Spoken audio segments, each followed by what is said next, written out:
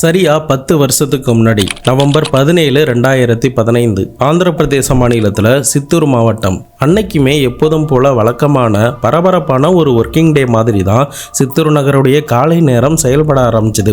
அப்படிதான் அதே சித்தூரில் கங்கனப்பள்ளி வில்லேஜில் டோர் நம்பர் 28/537 என்ற வீட்டில் வாழ்ந்து கொண்டிருக்கிற 47 வயது நேர்ந்த அந்த சித்தூர் முனிசிபல் கார்பரேஷனுடைய மேயரான அனுராதாவுக்கும் அன்றைய தினம் ஒரு சாதாரணமான வழக்கமான நாள் மாதிரி தான் தொடங்குனுச்சு. இந்த அனுராதாவுக்கு திருமணமாகி ஒரு மகன் ஒரு மகள் இருக்காங்க.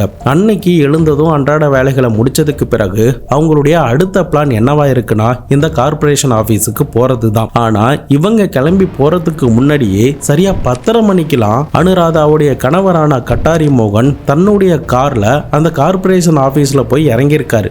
அதுக்கப்புறம் அவருடைய கார் டிரைவர் எப்போதும் வழக்கமா நிறுத்தக்கூடிய இடத்துல அந்த காரை நிப்பாட்டிட்டு அடுத்து எப்போ கட்டாரி மோகன் கூப்பிடுவாருன்னு காத்துக்கிட்டு இருக்காரு. ஆனா அந்த கார் டிரைவருக்கு அப்ப தெரிஞ்சிருக்க வாய்ப்பு இல்ல, எந்த கார்ல கட்டாரி மோகனை கூப்பிட்டு வந்தோமோ அதே கார்ல தான் ரத்த காயத்தோட நம்ம ஹாஸ்பிட்டலுக்கு கூட்டு போறோங்கிறது.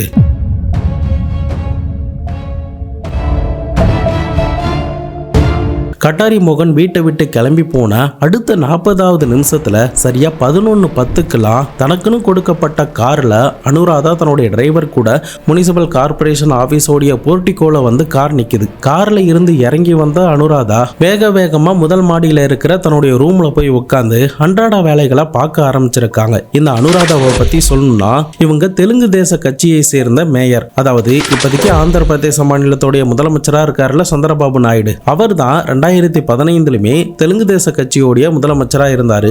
அந்த டைம்ல தான் இவங்க மேயரா ஜெயிச்சிருக்காங்க. இன்னொரு பக்கம் இந்த அனுராதாவுடைய கணவரான கட்டாரி மோகனும் அதே தெலுங்கு தேச கட்சியோடைய அந்த ஏரியாவுடைய வைஸ் பிரசிடென்டா இருக்காரு. இப்படி ஒரே கட்சியில மேயர் கவுன்சிலர்லாம் இருக்கிறதுனால அந்த கட்சி சம்பந்தமான ஆட்கள் அடிக்கடி இந்த மாதிரியான கார்பரேஷன் ஆபீஸுக்கு வந்துட்டு போவது வழக்கம் தான். அப்படிதான் இந்த கட்டாரி மோகனும் இந்த ஆபீஸுக்கு வந்துட்டு போவாரு. ஆனா அன்னைக்கு இந்த ஆபீஸுக்கு வருவதற்கு இன்னொரு காரணம் என்னன்னா ஜனசைத்தன்யா யாத்ரா என்ற திட்டம் தான். இந்த திட்டம் 2016 சந்திரபாபு நாயுடுவால தொடங்கப்பட்ட ஒரு திட்டம். இந்த திட்டத்தோடைய நோக்கம் என்னன்னா அமராவதியை தங்களுடைய தலைநகரா கொண்டு வரணும் அப்படிங்கிறதும் அந்த தெலுங்கு தேச கட்சி செய்த நல்லது கெட்டது எல்லாத்தையுமே மக்களுக்கு எடுத்து சொல்லணும் அப்படிங்கிறதுக்காகவும் மக்களுடைய கருத்துக்கள் ஆலோசனைகள்லாம் கேட்கக்கூடிய ஒரு திட்டமாகவும் தான் இந்த ஜனசைத்தன்யா திட்டத்தை 2015-16 திரு சந்திரபாபு நாயுடுவால தொடங்கப்பட்ட ஒரு திட்டம் இது. இந்த திட்டம் சம்பந்தமா தான் அவங்க கட்சியுடைய கவுன்சிலர்களான அன்னபூர்ணா, ராணி மற்றும் சில கட்சி உறுப்பினர்கள் அப்படின்னு சொல்லிட்டு எல்லார் கூடயும் சேர்ந்து அந்த மேயர் ஆபீஸ்ல தான் டிஸ்கஸ் பண்ணிக்கிட்டு இருக்காங்க. இப்படி பரபரப்பா இவங்க டிஸ்கஸ் பண்ணிக்கிட்டு இருக்கிற அந்த இடம் இன்னும் கொஞ்ச நேரத்துல ஒரு போர்க்களம் மாதிரி மாறப்போகுதுங்கிறத யாருமே உணர்ந்திருக்கவே மாட்டாங்க. அது ஒரு அரசாங்க அலுவலகம்ங்கிறதுனால வழக்கமா எப்போதும் கூட்டம் இருக்கிற மாதிரி தான் பரபரப்பா அந்த அலுவலகம் செயல்பட்டுக்கிட்டு இருந்துச்சு. இப்படி இந்த பரபரப்போட இயங்கிக்கிட்டு இருந்த சமயத்துல தான் இந்த ஆபீஸுக்கு வெளியில தமிழ்நாடு ரெஜிஸ்ட்ரேஷன் நம்பர் கொண்ட TN23AH 9669 என்ற பிளாக் கலர் மாருதி ஸ்விஃப்ட் கார்ல இருந்து 3 ஆட்கள் இறங்கியிருக்காங்க. அதுல 2 பெண்கள் புர்கா அணிந்த நிலையில இறங்குறாங்க. இன்னொரு ஆள் கையில ஒரு கட்டப்பையோட அந்த ஆபீஸ்க்குள்ள நடந்து போறாங்க. இப்படி இந்த 3 பேரும் அந்த ஆபீஸ்க்குள்ள நடந்து வரும்போது புர்கா அணிந்திருந்த அந்த 2 பெண்களுடைய கையிலுமே ஹேண்ட்பேக் எல்லாம் இருந்திருக்கு. பட் இவங்க போனதுக்கு கொஞ்ச நேரம் கழித்து அதே மாருதி பிளாக் கலர் காருக்கு அடுத்தபடியா பாண்டிச்சேரி ரெஜிஸ்ட்ரேஷன் கொண்ட PY01AW3640 என்ற ரெஜிஸ்ட்ரேஷன் நம்பர் கொண்ட யமகா கிரக்ஸ் பைக்ல 2 பேர் வந்து இறங்கியிருக்காங்க. இந்த 2 பேருமே அந்த கார்பரேஷன் ஆபீஸ்க்குள்ள நுழையிறாங்க. இப்போ புர்கா அணிந்திருந்த 2 பெண்களும் அவங்க கூட வந்த ஒரு ஆளும் ஒரு சிட்டிங் ஏரியால உட்கார்ந்துருக்காங்க. அதுக்கப்புறம் 2 வீலர்ல வந்த 2 பேரும் தூரத்துல இவங்கள பார்த்துக்கிட்டே இருக்காங்க. இப்போ புர்கா அணிந்திருக்கிற அந்த 2 பெண்கள் இந்த மேயருடைய PA-வான ஞானபிரகாஷ் கிட்ட நாங்க வந்து மேயர் கிட்ட பூங்கொத்து கொடுத்து வாழ்த்துறதுக்காக வந்திருக்கோம், மேற்கொண்டு எங்க தொகுதி சம்பந்தமா இருக்கிற பிரச்சனைகளை சொல்றதுக்காகவும் நாங்க வந்திருக்கோம், அவங்கள நாங்க பார்க்கணும், எங்களை கூப்பிட்டு போங்க அப்படின்னா அந்த PA கிட்ட சொல்றாங்க. சோ அதன் அடிப்படையில் கொஞ்ச நேரம் கழிச்சு இந்த புர்கா அணிந்திருக்கிற 2 பெண்களை அந்த PA மேயருடைய ரூமுக்கு அழைச்சிட்டு போறாரு. பட் இந்த நேரத்துல தான் அவங்களுடைய ஆக்டிவிட்டீஸ்ல ஏதோ டிஃபரன்ஸை பார்த்த கட்டாரி மோகனுடைய மச்சானான கிஷோர் அவங்க மேல சந்தேகப்பட்டு அவங்க ரூம்குள்ள நுழையறதுக்கு முன்னாடியே கொஞ்சம் நில்லுங்க, உங்களுடைய திரையை விலக்கி காட்டுங்க அப்படின்னு சொல்லும் போதுதான் அந்த புர்கா அணிந்திருக்கிற பெண்களுக்கு படபடப்பு இன்னும் அதிகமாயிருக்கு. அதுல புர்கா அணிந்திருக்கிற ஒரு ஆள் முகத்தறிய விளக்கிட்டு நான் தாண்டா அப்படின்னு சொல்லிட்டு கிஷோரை கீழே தள்ளி விட்டுட்டு கண்ணை மூடி கண்ணை திறக்கிறதுக்குள்ள தான் ஹேண்ட்பேக்ல இருக்கிற ஒரு துப்பாக்கியை எடுத்து அந்த மேயரோடைய ரூம்குள்ள டிஸ்கஷன் நடந்துகிட்டு இருக்குல்ல, அங்க இருந்த எல்லாருமே மிரட்ட ஆரம்பிச்சிருக்காங்க.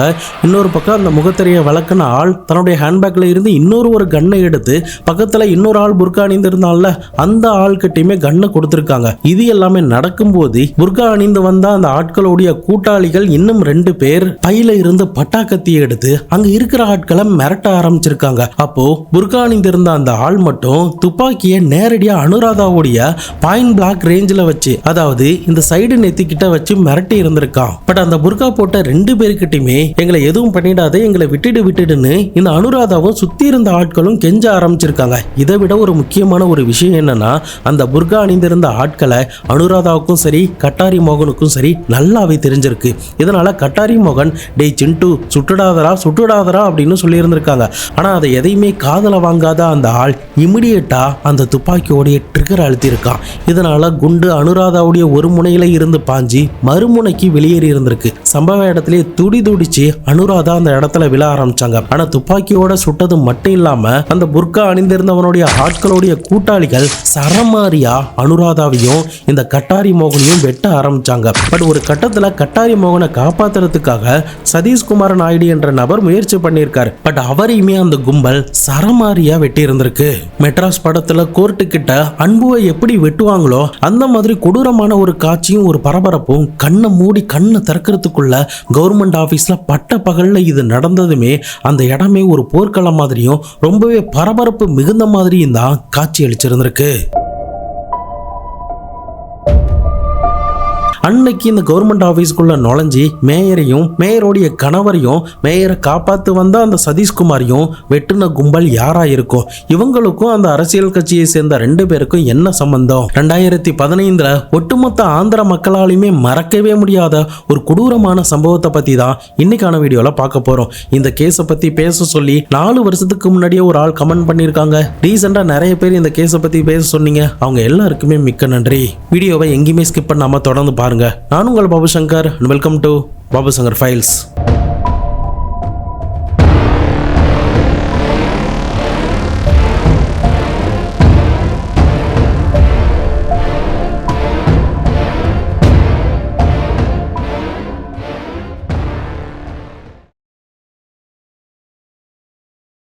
நம்ம சேனலில் வர வீடியோஸ்லாம் உங்களுக்கு பிடிச்சிருந்ததுன்னா மறக்காமல் லைக் பண்ணி பாருங்கள். அப்போ தான் நிறைய பேருக்கு ரெக்கமெண்டில் போய் சேரும். அது எங்களுக்கு பெரிய மோட்டிவேட்டாக இருக்கும். ஒவ்வொரு வீடியோஸ் பார்க்கும்போதும் அது சம்மந்தமான ஒப்பீனியனையுமே மறக்காமல் கமெண்ட் பாக்ஸில் சொல்லுங்கள். கண்டிப்பாக நானுமே உங்கள் கூட வந்து கமெண்ட் பாக்ஸில் டிஸ்கஸ் பண்ணுறேன்.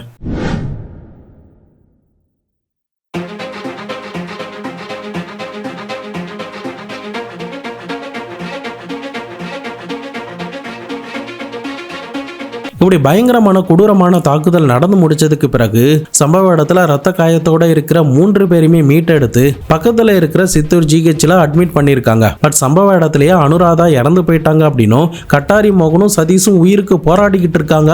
அவங்களுடைய நிலைமையும் ரொம்ப கிரிட்டிக்கலா இருக்கு அப்படின்னு மருத்துவர்களால சொல்லப்படுது. பட் இந்த சம்பவம் நடக்கும்போது அவங்க யாரையோ சிண்டுன்னு சொன்னாங்க இல்லையா, அந்த சிண்டு யாரு, அந்த சிண்டுக்கும் கொலை செய்யப்பட்டவங்களுக்கும் என்ன சம்பந்தம், இந்த புர்கா போட்ட ஆட்கள் எதுக்காக அதிகாரத்தில் இருக்கிற அந்த 2 அரசியல் தலைவர்களை இப்படி கொடூரமாக கொலை பண்ணாங்க அப்படிங்கிறதுக்குண்டான எல்லா விஷயத்தையுமே இப்போ நம்ம பார்க்கலாம். சம்பவம் நடந்த நாள் அன்னைக்கு சித்தூர் டவுன் போலீஸ் ஸ்டேஷனுடைய இன்ஸ்பெக்டரான நிரஞ்சன் குமாருக்கு சரியா 12:10 தகவல் போயிருந்திருக்கு. அதன் அடிப்படையில் சம்பவ இடத்தை வந்து பார்க்கும்போது ரத்த காயத்தோட 3 பேருமே மீட் எடுத்துட்டு போயிட்டாங்க அப்படின்ற தகவல் தெரிய வந்ததுமே இமிடியேட்டா அந்த கிரைம் சீனை சீல் பண்றாங்க. அதுக்கப்புறம் ஃபாரன்சிக் ஆஃபீஸர் டாக் ஸ்குவாட் எல்லாம் வர வச்சு சம்பவ இடத்துல கிடைச்ச எல்லா தடயத்தையுமே சேகரிக்க ஆரம்பிச்சாங்க. முக்கியமா டாக் ஸ்குவாடை வச்சு செக் பண்ணி பார்த்ததுல அந்த ஸ்னைப்பர் டாக் நேரடியா சித்தூர்ல இருக்கிற கங்கனப்பள்ளி ஏரியாவில் போய் நின்று இருக்கு. அது மட்டும் இல்லாம போலீஸ் சைட்ல இருந்து VHF என்ற ஒரு ஆர்டருமே போட்டிருக்காங்க. இந்த VHF ஆர்டர்னா என்னன்னா, ஒரு ஆள் ஒரு கிரைம் பண்ணிட்டு வேகமா தப்பிச்சு போய்கிட்டு இருக்கான் அப்படின்னாலும் சரி, ஒரு கிரைம் நடந்து ஒரு சில மணி நேரத்திலேயே செக் போஸ்ட்ல எங்கேயாவது அவனை மடக்கி பிடிச்சிட வாய்ப்பு இருக்கு அப்படின்னு சொல்லிட்டு தான் இந்த VHF என்ற அலாட்டை முக்கியமான தருணங்கள்ல போலீஸ் டிபார்ட்மெண்ட்ல பயன்படுத்துவாங்க. இதன் மூலமா எல்லா போலீஸ் ஸ்டேஷனுக்குமே தகவல் போயிடுங்கிறதுனால ஈஸியா குற்றவாளிகளை பிடிக்கிறதுக்கு பல சமயங்கள்ல இது உதவியாகவுமே இருந்திருக்கு. அதுக்கப்புறமா போலீஸ் டீம் டைரக்டா வெள்ளூர்ல இருக்கிற சிஎம்சி ஹாஸ்பிட்டலுக்கு போறாங்க. அதுக்கு காரணம் என்னன்னா, ஆரம்பத்துல சித்தூர் ஹாஸ்பிட்டலுக்கு கொண்டு வந்தப்போ அனுராதா இறந்து போயிட்டாங்கன்னு அங்கேயே டிக்ளேர் பண்ணிட்டாங்க. பட் இன்னொரு பக்கம் மீதம் இருக்கிற 2 பேரும் உயிருக்கு போராடிக்கிட்டு இருக்காங்க அப்படின்னு சொல்லிட்டு அவங்களுக்கு உண்டான முதலுதவிகள் மட்டும் பண்ணிட்டு இந்த வெள்ளூர் ஹாஸ்பிட்டலுக்கு அவங்களுடைய உறவினர்களும் கட்சி சார்ந்த ஆட்களும் அழைச்சிட்டு வந்து அங்க ட்ரீட்மெண்ட்டை கொடுத்துக்கிட்டு இருக்காங்க. பட் துரதிர்ஷ்டவசமா கட்டாரி மோகனுக்கு எந்த ட்ரீட்மெண்ட்டும் பலனளிக்காததுனால அன்றைய தினம் இரவு 9 மணிக்கெல்லாம் இறந்து போயிருக்காரு. பட் இன்னொரு பக்கம் காப்பாற்ற போன சதீஷ்குமார் நாயுடு பயங்கரமான காயத்தோட உயிருக்கு போராடின நிலையில இருக்காரு. இப்போ அந்த கார்பரேஷன் ஆபீஸ்க்குள்ள என்ன நடந்ததுன்னு தெரிஞ்சுக்கிறதுக்கு ஒரே ஐ விட்னஸ்னா சீரியஸா இருக்க இந்த சதீஷ்குமார் நாயுடு தான். ஹாஸ்பிட்டல்ல இருந்த சதீஷ்குமார் நாயுடு கிட்ட போலீஸ் சம்பவம் நடந்த நாள் அன்னைக்கு சித்தூர் முனிசிபல் கார்பரேஷன் ஆபீஸ்ல என்ன நடந்துச்சு அப்படிங்கறத கேக்குறாங்க. அப்போதான் அந்த கொடூரமான சம்பவத்தை பத்தின காட்சிகளை ஒண்ணு ஒண்ணா அடுக்கடுக்கா போலீஸ் கிட்ட சொல்லியிருக்காரு. இந்த கேஸ்ல நிறைய குற்றவாளிகள் இருக்கிறதுனால நம்ம A1 A2 அந்த மாதிரி பேர் சொல்லி கூப்பிடலாம். சம்பவம் நடந்த நாள் அன்னைக்கு அந்த A1 முகமூடியை தூக்கிட்டு அனுராதாவை நோக்கி துப்பாக்கியை நீட்டி இருந்திருக்கான். அவன் அப்படி துப்பாக்கியை காட்டினப்போ டேய் சிண்டு சுடாதரா சுடாதரா அப்படின்னு அவங்க கிட்ட கெஞ்சினாங்க. ஆனா அதை எதையுமே காதுல வாங்குற அளவுக்கு அவங்க கிட்ட எந்த ஒரு நிதானமுமே இல்லை. அவனுடைய எண்ணம் எல்லாமே இந்த அனுராதாவை எப்படியாவது கொலை பண்ணணும் அப்படிங்கிறது மட்டும்தான் இருந்துச்சு. அனுராதாவுடைய இடதுபுற தலையை பார்த்து துப்பாக்கியால சுட்டு இருக்கான் அந்த A1. அப்படியே துடி துடிச்சு அவங்க கீழே சரிஞ்சு விழுந்துட்டாங்க.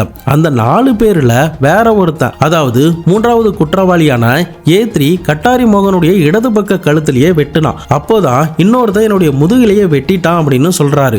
அதே சமயம் புர்கா போட்டிருந்ததுல 2வது குற்றவாளியான A2 அங்க நடந்த தள்ளுமுள்ளுல கீழே விழுந்ததுல அவனுடைய முகமுடியுமே விலகிடுச்சு. அப்ப நான் அவனை கண்ணால பார்த்தேன். அவங்கிட்ட தான் அந்த A1 இன்னொரு துப்பாக்கியை இந்த A2 கிட்ட கொடுத்தான். அப்போ அந்த A2 கட்டாரி மோகனை சுட்டான். அதுக்கப்புறம் அவர் கான்ஃபரன்ஸ் ஹாலை நோக்கி என்னை காப்பாத்துங்கடா அப்படின்னு இந்த கட்டாரி மோகன் ஓடினாரு. அப்போ மேயருடைய ரூமுக்கு பக்கத்துல 5வதா A5 என்ற குற்றவாளியும் காத்துக்கிட்டு இருந்தான். அவன் இந்த கட்டாரி மோகன் தப்பிச்சு ஓடுறத பார்த்துட்டு டே அவன் தப்பிச்சு ஓடுறான்டா அவனை கொல்லுங்கடா அப்படின்னு கத்த ஆரம்பிச்சான்.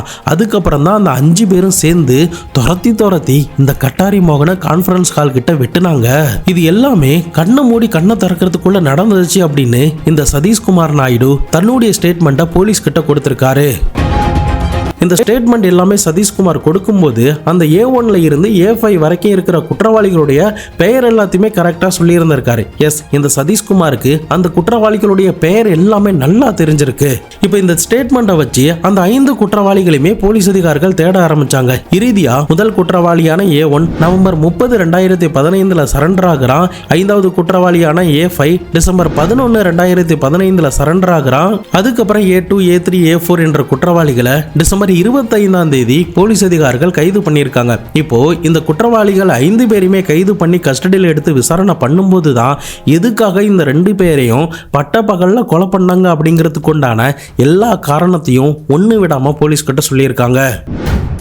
இந்த கேஸ்ல அடுத்தடுத்து 8 மாசத்துல 23 பேர்கிட்ட இந்த கொலை வழக்குல சம்பந்தப்பட்டிருக்காங்க அப்படின்னு போலீஸ் அதிகாரிகளால கைது செய்யப்படுறாங்க. பட் அதுக்கு முன்னாடி அந்த முக்கிய 5 குற்றவாளிகள் யாரு, அவங்களுக்கு இவங்களை கொலை பண்ணுவதற்கான மோட்டிவ் என்ன, இவங்களுடைய திட்டம் என்ன அப்படிங்கிறத டீட்டெயிலா நம்ம பார்க்கலாம்.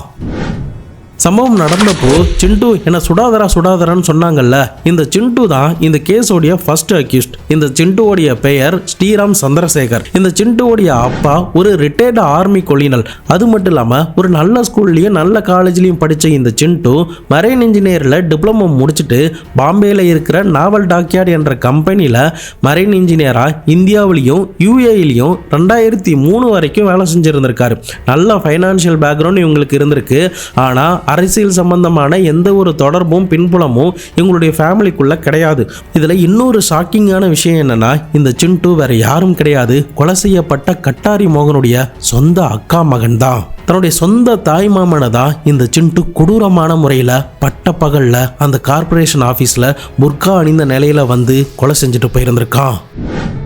Accuse number 2 Venkatajalapathi. இந்த வெங்கடாஜலபதிக்கு 51 வயது ஆகுது. இந்த ஆள் கர்நாடக மாநிலத்துடைய KSRTC என்ற பஸ் கார்பரேஷன் டிபார்ட்மெண்ட்ல டிரைவரா வேலை பார்த்திருக்காரு. பட் இவருக்கு கிரிமினல் ரெக்கார்ட்லாம் இருந்ததுனால அந்த டிபார்ட்மெண்ட்ல இருந்து இவரை டிஸ்மிஸ் பண்ணியிருக்காங்க. இவன் ஒரு பொண்ணை தத்தெடுத்து வளர்த்துக்கிட்டு வந்திருக்கான். பட் அதுக்கப்புறம் சித்தூருக்கு வந்த இந்த வெங்கடாஜலபதி அங்கேயே வேலை செஞ்சுட்டு செட்டில் ஆயிருந்திருக்காரு. முதல்ல கட்டாரி மோகனை ஃபாலோ பண்ணிக்கிட்டு அவருக்கு ஒரு தொண்டராகவும் தான் இந்த வெங்கடாஜலபதி இருந்திருக்காரு.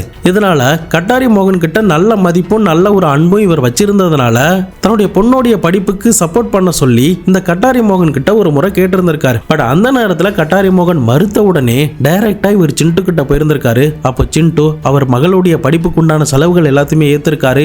இதுக்கப்புறம் தான் இந்த சிண்டுக்கு முழுக்க முழுக்க விசுவாசமா இருந்து இந்த சிண்டு என்ன சொன்னாலும் செய்யற அளவுக்கான ஒரு மனப்பான்மைக்கு இந்த வெங்கடாஜலபதி மாறி இருந்திருக்காரு. மேற்கொண்டு பின் நாட்கள்ல இந்த கட்டாரி மோகனை கொலை பண்ணுவதற்குண்டான மோட்டிவ்க்கும் இதுதான் ஒரு முக்கியமான காரணமாகவும் சொல்லப்பட்டுச்சு. Accused number 3 Jayaprakash Reddy. இவன் கட்டாரி மோகனுடைய சித்தூர் முனிசிபல் கார்பரேஷன் ஆபீஸ்ல தான் அட்டெண்டரா இருந்திருக்கான். இந்த ஆள் தான் சிண்டுவோடைய வீட்டு வேலைகள், சிண்டுவோடைய நாயின்னு எல்லாத்தையுமே பார்த்துக்கிட்டு இருக்கான். இவனுக்கு இந்த கொலை சம்பவத்தில் ஈடுபட்ட 2 லட்சம் ரூபாய் பணமும் சித்தூர் கார்பரேஷன் ஆபீஸ்ல அட்டெண்டர் வேலையை பர்மனன்ட் பண்ணி தரேன் அப்படின்னு சொல்லியும் தான் இந்த கிரைம்குள்ள இன்வால்வ் ஆகியிருந்திருக்கான்.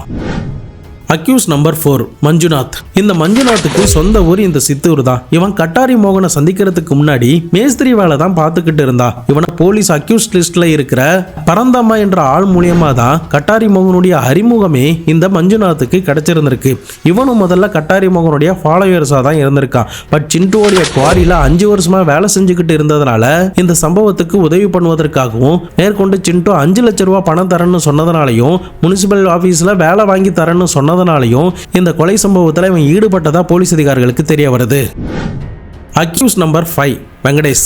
இவன் கட்டாரி மோகன் கிட்ட வேலைக்கு சேர்வதற்கு முன்னாடியே நிறைய இடங்கள்ல டிரைவரா வேலை செஞ்சிருக்கான். 2009 சிண்டுக்கு பர்சனல் டிரைவரா கூட இவன் இருந்திருக்கான். ரொம்ப வருஷமா இவன் கிட்ட வேலை செய்யறதுனாலையும் சிண்டுக்கு ரொம்ப விசுவாசமா இருக்கிறதுனாலையும் இந்த கொலைகளுக்கு இவன் உதவி பண்றதுக்காக வந்திருக்கான். முக்கியமா சிண்டு இவனுக்கு கொடுத்த வாக்குறுதி என்னன்னா, இந்த முனிசிபல் கார்பரேஷனுடைய டிரைவரா உன்னை மாத்தி தரான் அப்படின்னு சொல்லி இருந்திருக்கான். இப்போ இந்த கொலை சம்பவத்தில் ஈடுபட்ட இந்த 5 பேருடைய பேக்ரவுண்ட் என்ன அப்படிங்கறத நம்ம தெரிஞ்சுக்கிட்டோம். ஆனா இவங்க எதுக்காக அவங்கள கொலை பண்ணாங்க, என்ன காரணத்துக்காக கொலை பண்ணாங்க, எப்படி பிளான் பண்ணாங்க அப்படிங்கறத தெரிஞ்சுக்கிறதுக்கு முன்னாடி ஒரு குட்டி பிளாஷ்பேக்கை பார்த்துட்டு வந்தாதான் ஏன் இவங்க கொலை பண்ணாங்க அப்படிங்கிறதுக்கு உண்டான காரணமே நமக்கு விளங்க ஆரம்பிக்கும். அதனால இந்த கொலை சம்பவம் நடப்பதற்கு 10 வருஷத்துக்கு முன்னாடி ஆரம்பிச்ச சின்ன சின்ன சம்பவங்களை பத்தி நம்ம ஒண்ணா பார்க்கலாம்.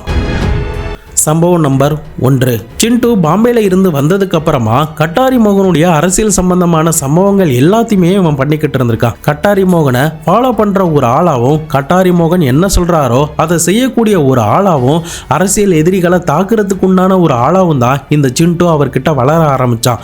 அப்போதான் இந்த தெலுங்கு தேச கட்சியை சேர்ந்த கட்டாரி மோகனுக்கும் எதிர்கட்சியான பிஜேபியை சேர்ந்த எக்ஸ்-எம்எல்ஏவான CK பாபுக்கும் அரசியல் சம்பந்தமான பிரச்சனைகள்லாம் நடந்துகிட்டு இருக்கு. கட்டாரி மோகன் மேல முதல் தாக்குதல் நடத்துவதற்கு முன்னாடியே கட்டாரி மோகனும் சிண்டுவும் சேர்ந்து அந்த எம்எல்ஏவான CK பாபுவை கொல்றதுக்காக முயற்சி பண்ணியிருந்திருக்காங்க. இதுக்காக தான் டிசம்பர் 28, 2005 அன்னைக்கு CK பாபுவும் அவருடைய ஆட்களும் சேர்ந்து கட்டாரி மோகனை கோடாரியால கொடூரமான முறையில் வெட்டுறாங்க. அதனால படுகாயம் அடைஞ்ச அந்த கட்டாரி மோகன் பெங்களூர் ஹாஸ்பிட்டல்ல அட்மிட் ஆகி ட்ரீட்மெண்ட்லாம் எடுத்துக்கிட்டு இருக்காரு. இந்த சம்பவத்துல CK பாபு மேல ஒரு கேஸ் சித்தூர் போலீஸ் ஸ்டேஷன்ல போடப்பட்டிருக்கு. இந்த கேஸுக்கு மார்ச் 13, 2015 அன்னைக்கு தான் தீர்ப்பே கொடுத்திருக்காங்க. அதுல CK பாபுவும் அவருடைய ஆட்களையுமே விடுதலை பண்ணியிருக்காங்க. சம்பவம் நம்பர் 2. கோடாரியால தன்னை தாக்குனதுக்கு பதிலடி கொடுக்கணும்னு நினைச்ச இந்த கட்டாரி மோகன் சரியா 2006 மே மாசத்துல 15-16 தேதிகள்ல நடக்க இருந்த கங்க ஜதரா ஃபெஸ்டிவல்ல வச்சு CK பாபுவை கொல்லணும் அப்படிங்கிறது தான் இவங்களுடைய பிளானா இருந்திருக்கு. இந்த திருவிழாவை பத்தி சொல்லணும்னா இது திருப்பதியில மட்டுமே நடக்கக்கூடிய ஒரு திருவிழா. வருஷம் மார்ச் மாதத்தோடைய முதல் வாரத்துல, அப்படி இல்லைன்னா 2வது வாரத்துல தான் இது நடக்கும். இதுல அந்த ஊர் மக்கள் கங்கம்மாவை கடவுளா வச்சு வழிபடுறாங்க. இவங்க தான் திருப்பதியோடைய காவல் தெய்வம்னு அந்த ஊர் மக்கள் நம்புறாங்க. அதனால அவங்களுக்கு உண்டான பூஜைகள் எல்லாத்தையுமே இந்த மாதங்கள்ல தான் வெகு விமர்சையா அந்த ஊர்கள்ல நடக்கும். பட் அன்னைக்கு அந்த திருவிழால பயங்கர கூட்டம் இருந்ததுனால சி.கே. பாபுவை இவங்களால எதுவுமே பண்ண முடியாம போகுது. இந்த விஷயத்தை தெரிஞ்சுக்கிட்ட போலீஸ் இவங்க சம்பந்தமான இடங்கள்ல ரைடு நடத்தியிருக்காங்க. அப்படி நடத்தப்பட்டதுல பெங்களூர்ல ஒரு இடத்துல இருந்து சி.கே. பாபுவை கொலை செய்வதற்காக எடுத்து வச்சிருக்கிற ஆயுதங்கள் எல்லாத்தையுமே ஆயுத தடுப்பு சட்டத்தின் கீழே பறிமுதல் பண்ணதுக்கு பிறகு இந்த சிண்டுவை போலீஸ் அதிகாரிகள் கைது பண்றாங்க. பட் பின்னாட்கள்ல இந்த கேஸ்ல ஒண்ணுமே இல்லாம இந்த சிண்டு வெளியில ரிலீஸ் ஆயிருந்திருக்காரு. சம்பவம் நம்பர் 3. திருவிழால அந்த ஸ்கெட்ச் மிஸ் ஆனதுனால மறுபடியும் இந்த சி.கே. பாபுவை எப்படியாவது கொலை பண்ணிடணும் அப்படின்ற எண்ணம் தான் இந்த கட்டாரி மோகனுக்கும் சிண்டுக்கும் இருந்திருக்கு. அதன் அடிப்படையில் பிப்ரவரி 9, 2007 அன்னைக்கு சரியா 8:30 மணிக்கெல்லாம் அடையாளம் தெரியாத நபர் சி.கே. பாபுவோடைய ஆபீஸுக்குள்ள புகுந்து நாட்டு துப்பாக்கியால சுட்டிருந்திருக்காங்க. அப்படி சுட்டதுல சி.கே. பாபுக்கு செக்யூரிட்டியா இருந்த கான்ஸ்டபிளான ஹுசைன் பாஷா என்பவர் மேலையும் முனிசிபாலிட்டியோடைய ஊழியரான நாவரசு மேலையும் தோட்டாக்கள் பட்டுட்டதுனால சம்பவ இடத்திலே 2 பேரும் இறந்து போயிருக்காங்க. இந்த கேஸ்ல கட்டாரி மோகன் மற்றும் சிண்டு இன்னும் அவங்க கூட சேர்ந்து மொத்தம் 16 பேரை அட்டெம்ப்ட் மர்டர்னு சொல்லி போலீஸ் அதிகாரிகள் கைது பண்ணி கேஸ் போட்டிருக்காங்க. பட் இந்த கேஸுமே இன்னும் நிலுவையில தான் இருந்துகிட்டு இருக்கு. சம்பவம் நம்பர் 4. 2007 நடந்த இந்த ஷூட்டிங் இன்சிடென்ட்டுக்கு அப்புறம் கட்டாரி மோகனும் சிண்டுவும் அவங்களுடைய கூட்டாளிகள் எல்லாருமே ஆப்ஸ்காண்ட் ஆயிடுறாங்க. அந்த நேரத்தில் கட்டாரி மோகனுடைய மகனான பிரவீன்குமார் அவங்களுடைய சில கட்சி சம்பந்தமான ஆட்களுடைய உதவியோட ஒரு இடத்துல தலைமறைவா ஆயிருந்திருக்காங்க. அதுக்கப்புறம் தான் இவங்க எல்லாரும் சேர்ந்து சி.கே. பாபு மேல ஒரு பாம் அட்டாக்க பிளான் பண்ணியிருக்காங்க. சம்பவம் நம்பர் 5. அவங்க எல்லாரும் ஏற்கனவே பிளான் பண்ண மாதிரி சரியா டிசம்பர் 31, 2007 அன்னைக்கு சி.கே. பாபுவையும் அவருடைய தொண்டர்கள் சில பேரையும் டார்கெட் பண்ணியிருந்த இந்த கட்டாரி மோகனுடைய ஆட்கள் சித்தூர்ல இருக்கிற ரெட்டி அண்ட் ரெட்டி காலனி என்ற என்ட்ரன்ஸ்ல ஒரு கண்ணி வெடியை புதைச்சு வைக்கிறாங்க. அந்த வெடி வெடிச்சதுல ஒரு போலீஸ் கான்ஸ்டபிளான சி. சுரேந்திரா என்ற ஆபீசருமே இறந்து போயிடுறாரு. அது மட்டும் இல்லாம சி.கே. பாபு பலத்த காயத்தோட உயிர் தப்பிச்சிருந்திருக்காரு. இப்படி கட்டாரி மோகன் சம்பந்தப்பட்ட அரசியல் ரீதியான சம்பவங்கள் மற்றும் பிரச்சனைகள் சண்டைகள்ல முழுக்க இந்த கட்டாரி மோகன் கூட சம்பந்தப்பட்டது எல்லாமே இந்த சிண்டு தான். இதனால சிண்டு பயங்கரமா தன்னுடைய மாமா கூட க்ளோஸா இருந்திருக்கான். பட் இவ்வளவு சம்பவத்துக்கும் உறுதுணையா இருந்த இந்த சிண்டு எதுக்காக தன்னுடைய மாமாவையும் அத்தையும் கொலை பண்ணான்னு தானே யோசிக்கிறீங்க. அதுக்குண்டான காரணம் மேற்கொண்டு பிடிபட்ட குற்றவாளிகள்லாம் என்னென்ன சொன்னாங்க, எப்படி பிளான் பண்ணாங்க அப்படிங்கிற முதற்கொண்டு எல்லாத்தையுமே டைம்லைன் படி ஆர்டரா நம்ம பார்க்கலாம். கன்னிவெடி கேஸ்ல மார்ச் 13, 2008 கட்டாரி மோகனை போலீஸ் வந்து கைது பண்ணிடுறாங்க. சில காலம் அவர் ஜெயில இருக்க வேண்டிய ஒரு கட்டாயம் ஏற்படுது. இந்த நீண்ட இடைவெளியில தான் சிண்டு அவருடைய பொசிஷன்ல இருந்து எல்லா வேலைகளையுமே பார்த்துக்கிட்டு இருக்கான். ஆனா இந்த நேரத்துல தன்னை ஒரு தலைவன் மாதிரி நினைச்சு நிறைய பேருக்கு ஆர்டர் போட்டுக்கிட்டே இருந்து தான் ஒரு நல்ல நிலைமையில இருக்கிற மாதிரி உணர்ந்திருக்கான். பட் அப்போதான் ஜெயில இருந்து பெயில்ல வெளியில வந்த கட்டாரி மோகன் கிட்ட மறுபடியுமே இந்த சிண்டு கிட்ட இருந்த அதிகாரமும் லீடர்ஷிப் எல்லாமே கட்டாரி மோகனுக்கு போயிருந்திருக்கு. ஆனா இதை எதையுமே சிண்டுவால ஏத்துக்கவே முடியல. அவனுக்குள்ள ஒரு தாழ்வு மனப்பான்மை அந்த நேரத்துல எழ ஆரம்பிச்சது. அதனாலதான் அவன் மாமாவுடைய குரூப்ல இருந்து கொஞ்சம் கொஞ்சமா விலக ஆரம்பிச்சான். அது கூட இவன் மாமாவுக்கு சொந்தமான ஒரு வீட்டுல தான் தங்கி இருக்கிறதுனால அந்த வீட்டையுமே காலி பண்ணிட்டு வேற ஒரு வீட்டுல போய் குடியேறி புதுசா ஒரு ஆபீஸுமே திறந்து தனக்குன்னு சில வேலைகளை இவன் பார்க்க ஆரம்பிச்சான். மேற்கொண்டு இந்த கட்டாரி மோகன் கூட சில பேருக்கு மனக்கசப்புலாம் ஏற்பட்டிருக்குள்ள அவங்க எல்லாருமே சிண்டு கூட சேர்ந்து சில விஷயங்களை பண்ண ஆரம்பிச்சாங்க.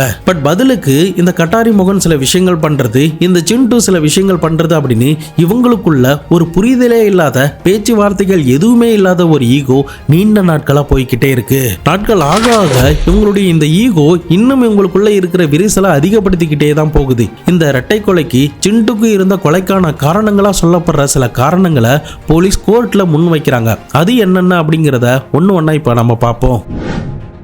முதல் முறையாக இவங்களுக்குள்ள இருக்கிற பிரச்சனை எப்போ ஏற்பட்டுச்சுன்னா சிண்டுவை ஒரு பினாமி மாதிரி தான் இந்த கட்டாரி மோகன் பயன்படுத்தியிருக்காரு. அதன் அடிப்படையில் சிண்டுவோடைய பெயரில் வாங்கப்பட்ட குவாரியில இருந்து வந்த வருமானத்துல கிடைத்த லாபத்தை பிரிக்கிறதுல இருந்து தான் ஆரம்பிச்சிருக்கு. ரெண்டாவது காரணமா இவங்களுக்குள்ள பிரச்சனைகள்லாம் ஏற்பட்டதுக்கு பிறகு சித்தூர் முனிசிபல் கார்பரேஷன் நடத்தின காய்கறி வியாபாரிகள் விற்பனையாளர்கள் கிட்ட இருந்து வரி வசூல் பண்ற டெண்டரை சிண்டு தன்னுடைய பினாமி மூலியமா வாங்கினப்போ அதை சரியா தவணை கட்டல அப்படின்னு சொல்லி அந்த பினாமி கம்பெனியோடைய டெண்டரை இந்த கட்டாரி மோகனும் மேயரான அனுராதாவும் தங்களுடைய பவரை யூஸ் பண்ணி அந்த டெண்டரை கேன்சல் பண்ணி இருந்திருக்காங்க. அதுக்கப்புறம் ரீடெண்டர்ல வேணும்னே அதிக விலைக்கு அந்த டெண்டரை விட்டு இருந்திருக்காங்க. இதனால தனக்கு இருந்த மரியாதையும் தன்னுடைய பெயரையே இவங்க கெடுத்துட்டாங்கன்னு சொல்லி அனுராதா மேலையும் இந்த கட்டாரி மோகன் மேலையும் பயங்கரமான ஒரு ஆத்திரம் இந்த சிண்டுக்கு ஏற்பட ஆரம்பிச்சது.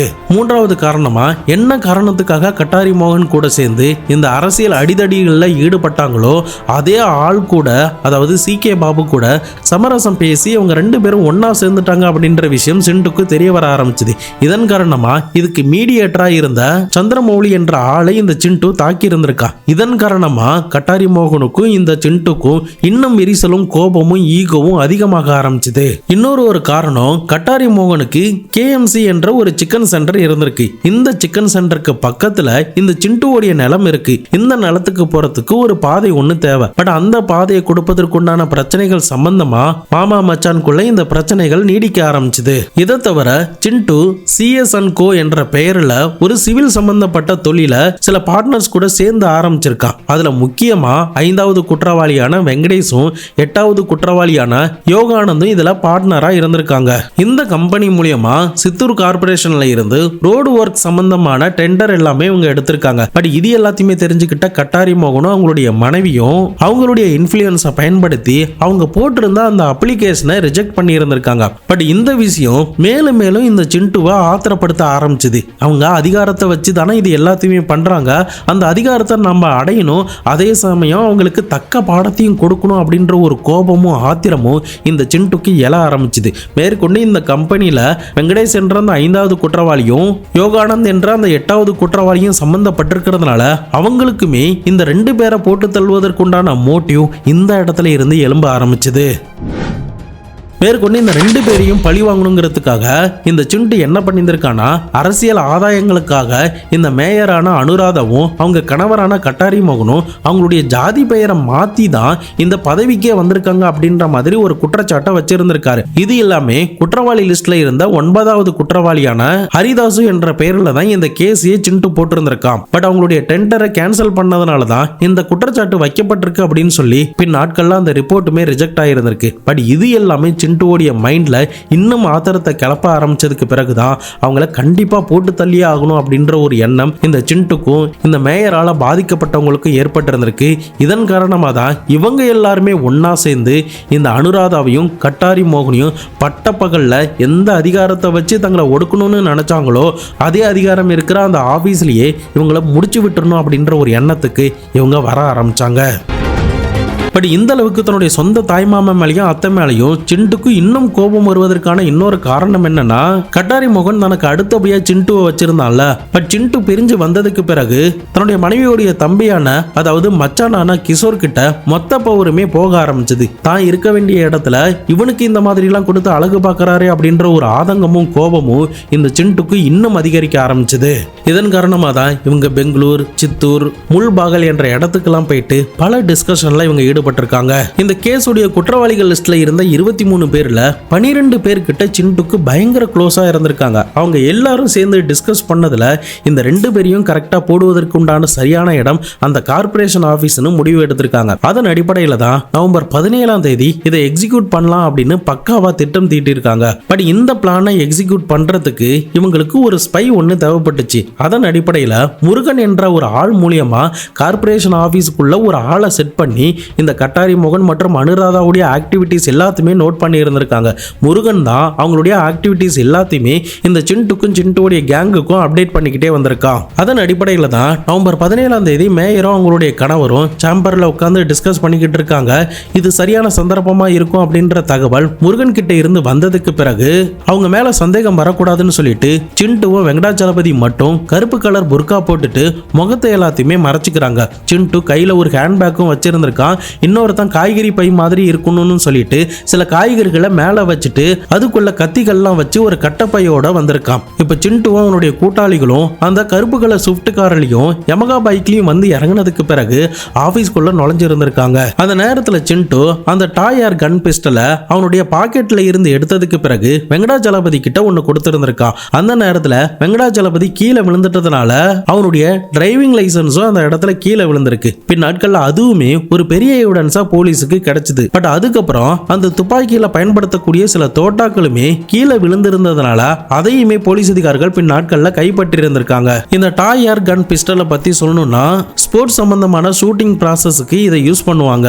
மேற்கொண்டு குழந்தைகள் பயன்படுத்தக்கூடிய ஏர் கன் டாய் பிஸ்டல்னு கூட சொல்லலாம். அதுக்கு காரணம் என்னன்னா இந்த பிஸ்டல்ல ஒரு பிளாஸ்டிக் குண்டை தான் போட்டு பயன்படுத்துவாங்க. ஆனா இவனுங்க இந்த கன்னை எப்படி இந்த கொலைக்கு பயன்படுத்தி இருக்காங்கன்னா அந்த பிளாஸ்டிக் குண்டுகளுக்கு பதிலா காப்பர் குண்டுகளை பயன்படுத்தினதுனாலதான் அந்த கன்னுல இருந்து வந்த அந்த தோட்டாவுடைய பிரஷர் அனுராதாவுடைய தலையை தொலைச்சிட்டு வெளியில போய் விழுந்திருக்கு. கண்ணை மூடி கண்ணை திறக்கிறதுக்குள்ள அனுராதாவையும் சுட்டுட்டு அவங்கள கண்ணா பின்னான்னு சரமாரியா வெட்டிட்டு கட்டாரி மோகனையும் இவங்க வெட்ட ஆரம்பிச்சிருக்காங்க. அப்போ கட்டாரி மோகன் வலி தாங்க முடியாம என்னை காப்பாத்துங்க அப்படின்னு கார்பரேஷன் ரூம்குள்ள ஓடிக்கிட்டு இருக்காரு. அப்ப மறைஞ்சிருந்த வெங்கடேஷும் அவர் ஓடுறத பார்த்துட்டு மற்ற குற்றவாளிகளை அலாட் பண்ணி இருந்திருக்கா. அதுக்கப்புறம் அந்த 5 குற்றவாளிகளும் சேர்ந்து சரமாரியா இந்த கட்டாரி மோகனையுமே தோள்பட்டையிலையும் நெஞ்சிலையும் வெட்டி இருக்காங்க. அந்த துப்பாக்கியாலையும் சுட்டு இருந்திருக்காங்க. இப்படி பரபரப்பா இந்த சம்பவத்தை பண்ணி முடிச்சதுக்கு பிறகு அந்த குற்றவாளிகள் அந்த கன்னு கத்தி எல்லாத்தையுமே கிரவுண்ட் ஃப்ளோர்ல இருக்கிற ஹெல்த் ஆபீசருடைய ரூம்ல போட்டுட்டு அங்க இருக்கிற ஒரு வாஷ் பேசின்ல ரத்தக்கரையோட இருக்கிற கையெல்லாம் கழுவிட்டு அங்க இருந்து காம்பவுண்ட் சுவர் எகிரி குதிச்சு தப்பிச்சு ஓடி இருந்திருக்காங்க. அதுக்கப்புறம் தான் போலீஸ் இந்த 5 குற்றவாளிகளை கைது பண்ணியிருக்காங்க. அதுக்கப்புறம் 23 பேர்கிட்ட இந்த குற்றத்துல சம்பந்தப்பட்டிருக்காங்க அப்படின்னு சொல்லிட்டு எல்லார் மேலையுமே வழக்கு பதிவு பண்ணப்படுது. அதுல 23ஆவதா இருக்கிற ஆள் வந்து இந்த குற்றத்துல சம்பந்தப்படல அப்படின்னு வழக்கு நடக்கும்போது விடுதலை செய்யப்படுறாரு. இன்னொரு பக்கம் ஒரு ஆள் இறந்து போயிருந்திருக்காரு. இப்ப மீதம் இருக்கிற 21 பேர்ல 16 பேர் குற்றவாளிகள் இல்லைன்னு நீதிமன்றம் விடுதலை பண்ணி மீதம் இருக்கிற 5 பேர் தான் இந்த குற்றத்துக்கான முக்கிய குற்றவாளிகள் அப்படின்னு சொல்லி போலீஸ் சைட்ல இருந்து வாதங்கள்லாம் நீதிமன்றத்துல முன்வைக்கப்பட்டு அதை நிரூபிக்கவும் செஞ்சிருந்திருக்காங்க. இறுதியா இந்த வழக்குடைய தீர்ப்பு கடந்த மாதம் அக்டோபர் 31, 2025 தான் கொடுத்திருக்காங்க. இறுதியா இந்த கொலையோடைய முக்கிய குற்றவாளிகளான சிண்டு, வெங்கடாஜலபதி, ஜெயபிரகாஷ் ரெட்டி, மஞ்சுநாத், வெங்கடேசன் இந்த 5 பேருக்கும் 50 லட்சம் ரூபாய் அபராதமும் இவர்கள் அனைவருக்குமே மரண தண்டனையும் நீதிமன்றம் தெரிவிச்சிருக்கு. இந்த 50 லட்சம் ரூபாயில 30 லட்சம் ரூபாய் அனுராதாவுடைய குடும்பத்துக்கும் 20 லட்சம் ரூபாய கட்டாரி மோகனை காப்பாத்த போன சதீஷ்குமார் நாயுடுக்கு கொடுக்கணும்னு இந்த உத்தரவை போட்டிருக்காங்க. தற்போதைக்கு இந்த 5 பேருமே ஜெயில தான் கம்மி பண்ணிக்கிட்டு இருக்காங்க. இந்த வழக்கை பொறுத்த வரைக்கும் பாதிக்கப்பட்ட ஆளும் சரி இந்த கொலை சம்பவத்தை நடத்தினவங்களும் சரி 2 பேருமே பக்காவான கிரிமினல் தான். இதுல அனுதாபப்படுறதுக்கு வேற எதுவுமே கிடையாது. பட் இந்த விஷயத்தின் மூலமா நம்ம என்ன தெரிஞ்சுக்கிறோம்னா ஒரு சின்ன ஈகோ மனுஷனுடைய மனசுல எந்த அளவுக்கு ஒரு பெரிய பகையையும் வெறியையும் உண்டாக்குதுன்னு பாருங்க. உட்காந்து பேசியிருந்தா நேரில் பேசியிருந்தா இந்த பிரச்சனைகள்லாம் நடந்திருக்க சான்ஸே கிடையாது. ஆனா அதை எதையுமே பண்ணாம நீ ஒன்று பண்ணினா நான் ஒன்று பண்ணுவேன் அப்படின்ற மாதிரி ஒரு மனிதனுடைய ஒரு சின்ன ஈகோ எங்க போய் நிறுத்தி இருக்குன்னு பாருங்க. நீதிமன்றம் கொடுத்த இந்த தீர்ப்பையுமே கண்டிப்பா நம்ம வரவேற்று தான் ஆகணும். ஏன்னா பட்டப்பகல்ல இப்படி ஒரு சம்பவம் நடக்கும்போது சுத்தி இருந்த எல்லாருக்கும் எவ்வளவு பெரிய பயத்தை கொடுத்துருக்குன்னு பாருங்க. இந்த மாதிரியான தண்டனைகள் கொடுக்கறதன் மூலியமா தான் பின்வரும் நாட்கள்ல ஒருத்தருக்கு இந்த மாதிரி பண்ணணும் அப்படின்ற ஒரு எண்ணமே வராம போகும். ஒரு மனிதனுடைய ஈகோ எந்தவித எக்ஸ்ட்ரீமுக்கு வேணாலும் போகும். சொந்த அப்பா, அம்மா, அண்ணன், தம்பி, தாய், மாமா, அத்தை அப்படின்னு எதையுமே பார்க்காது. அந்த ஈகோ அவனை என்ன வேணாலும் செய்ய வைக்கும் அப்படிங்கறது தான் இந்த சம்பவத்தின் மூலமா நம்மளால தெரிஞ்சுக்க முடியுது. நீங்க இந்த சம்பவத்தை பத்தி என்ன நினைக்கிறீங்க அப்படிங்கிறத மறக்காம கமெண்ட் பாக்ஸ்ல சொல்லுங்க. இதை பத்தி உங்களுடைய நண்பர்களும் தெரிஞ்சுக்கணும்னு நினைச்சீங்கன்னா அவங்களுக்கும் ஷேர் பண்ணி விடுங்க. நாளை மறுநாள் வேற ஒரு சம்பவத்தோட வேற ஒரு வீடியோல உங்களை வந்து சந்திக்கிறேன். அது வரைக்கும் உங்களிடமிருந்து விடைபெறுவது உங்கள் பாபு சங்கர்.